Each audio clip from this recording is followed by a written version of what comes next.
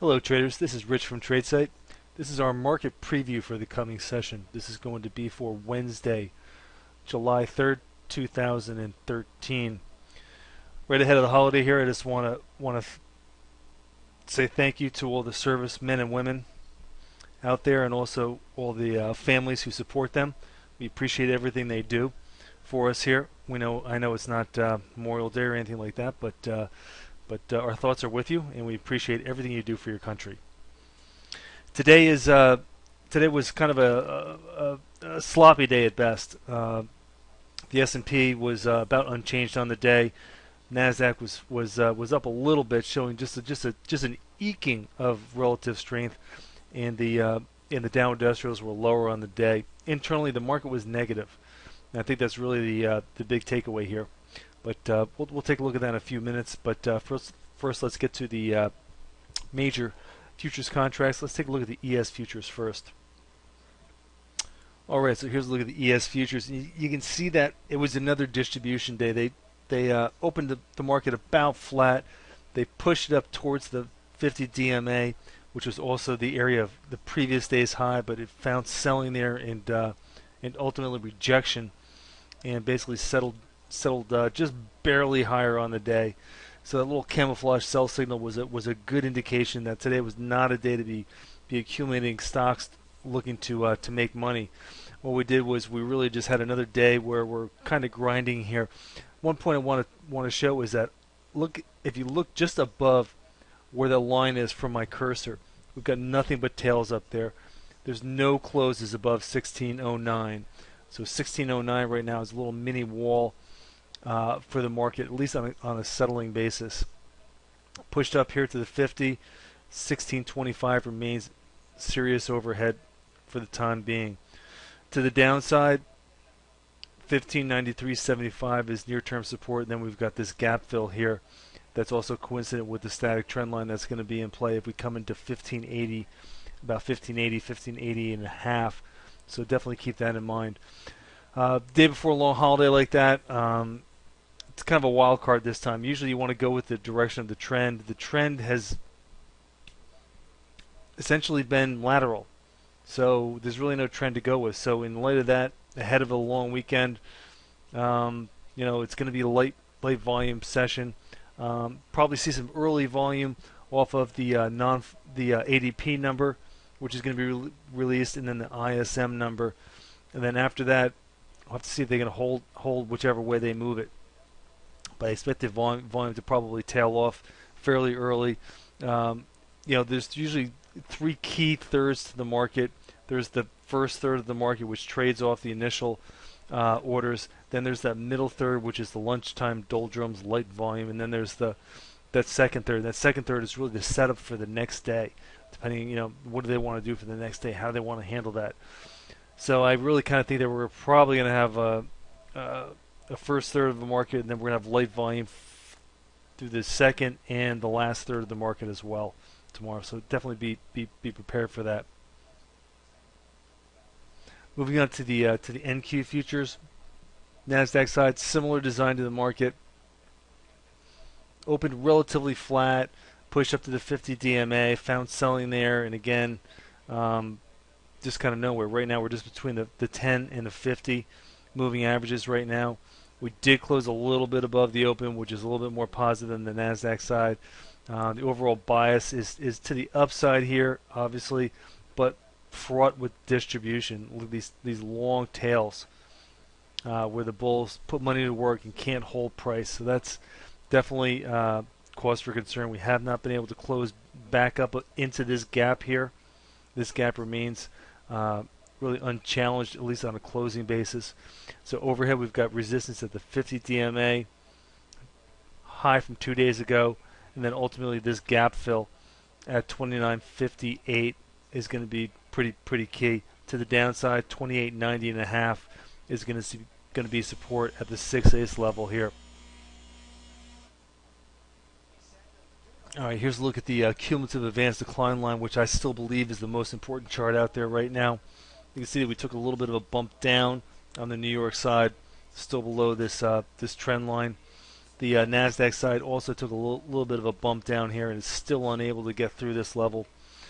If the Nasdaq does pivot and break out above this level, that's going to be really, really notable. But for now, that's still the line in the sand for the bulls. They've got to take that. If they don't take that, the market remains internally negative. We had negative internals on both sides as far as the advanced declines go. We're only minus a few issues on the Nasdaq side, but on the New York side we're minus 660.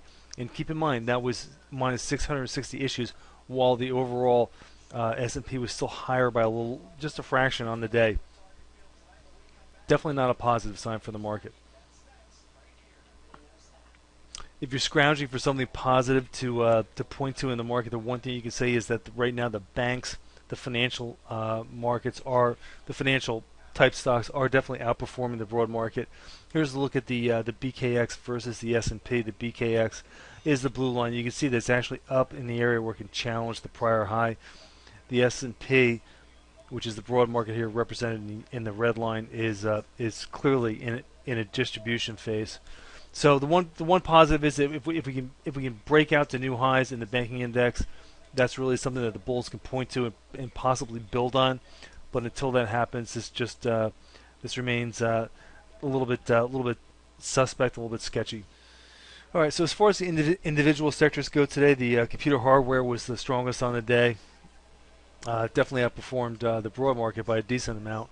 It is 12 days up in the secret count, so that's definitely something to be aware of. The BKX also outperformed the overall market, but we're 12 days up in the secret count and also 12 days up in the Comer. On the downside, the XAU, after having a decent performance last couple sessions, was pretty weak. By far the weakest sector, losing 4%. Airlines were weak. Defense was weak. The housing was weak too. The housing sector is definitely a little bit concerning.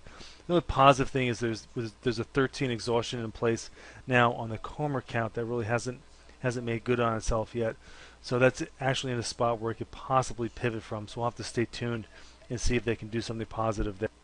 All right, so here's a look at the housing index, the HGX. We had a 913.9 to the upside. Here's 9. Here's your 13 exhaustion. We rolled to the downside and then did this other 9 to the upside here. So that was kind of a double signal that we did use and this rolled over very hard. Then we did a 9 to the downside here. Those are the green numbers. That's the setup phase. And then a 1 through 13 in the Comer countdown, and ultimately found this pivot point right here for exhaustion. We going back to the upside here, but we had this high close. We have one close above the 10 EMA, and that's it. We haven't had a follow through close above the 10 EMA yet to make good on this 13 exhaustion warning. So for now, this remains to the downside. You can see that right now they're still just gaining this 200 DMA, but haven't really been able to really do too much to build on top of it. The zero base line is 175. That's going to be key support. So if you're housing centric or leveraged to housing, that's going to be your line in the sand, the floor. If we lose that for a second time here after settling below it to produce this 13, that's going to be problematic and may wind up being more than just a retest of this low. If we can take out this 1/8 level here, which was the high close, and pivot back to the upside, we're going to put this 50 DMA back in play at 193.75. And here's a look at the XAU with the Comer. The Comer is 11 days down in the XAU. Just potentially, waiting for that 13 to print. We're gonna have to get a little bit more extension. Remember, to get a 13 to print, we're gonna have to settle below this 11 low and start getting down a little bit closer towards the 75 area, which hasn't happened quite yet.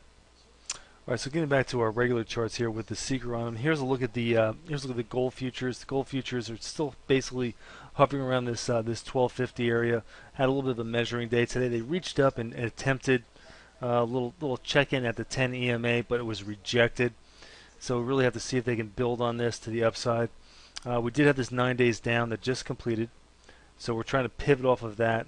Remember, 9 days down is not the same as an outright exhaustion here in the secret countdown. So still potentially waiting to pivot here, but haven't really gotten that real strong 13 exhaustion from the more important countdown phase.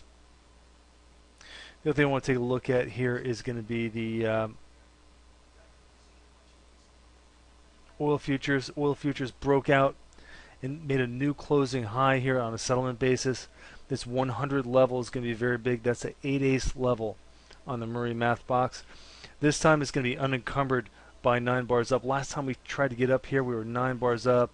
They swept a little bit higher, but we weren't really looking for it to advance and make it much higher. But today we did get above that area and get to that 100 area, and we're only 5 bars up in the setup phase. Keep in mind that this is happening in the face of a fairly strong dollar. Dollar's been on the rise, so this is showing some real organic strength, albeit it may be news driven with what's going on in Egypt and elsewhere in the Middle East, but nonetheless this is moving higher, even on a higher and stronger dollar, and we're up here to challenge this 100 level, only 5 bars up now. Gold futures, wrong chart, check that. I want to look at the TLT, excuse that. Here's the TLT. We've got our 13 exhaustion in place on the seeker count. We're now trying to pivot and break above the 10 EMA. Right now they're gaming the 10 EMA.